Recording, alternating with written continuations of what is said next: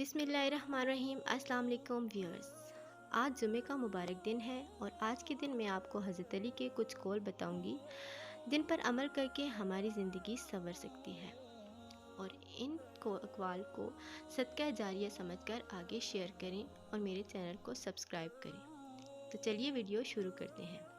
انسان کو اچھی سوچ پہ وہ انعام ملتا ہے جو اسے اچھے اعمال پہ بھی نہیں ملتا، کیونکہ سوچ میں دکھاوا نہیں ہوتا۔ اپنی سوچ کو پانی کے قطروں سے بھی زیادہ شفاف رکھو، کیونکہ جس طرح قطروں سے دریا بنتا ہے اسی طرح سوچوں سے ایمان بنتا ہے۔ جھوٹ بول کر جیت جانے سے بہتر ہے سچ بول کر ہار جاؤ۔ نماز کی فکر اپنے اوپر فرض کر لو، خدا کی قسم دنیا سے کی فکر سے آزاد ہو جاؤ گے اور کامیابی تمہارے قدم چومے گی۔ دوست کے ساتھ اس نمک کی طرح رہو جو کھانے میں دکھائی تو نہیں دیتا، لیکن اگر نہ ہو تو اس کی کمی بہت محسوس ہوتی ہے۔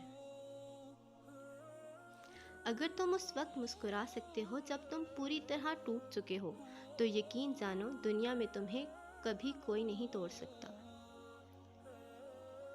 جب کوئی دوست تمہیں اپنا راز بتائے تو یہ سمجھ لینا کہ وہ اپنی عزت تمہیں امانت دے رہا ہے، اس میں کبھی بھی خیانت مت کرنا۔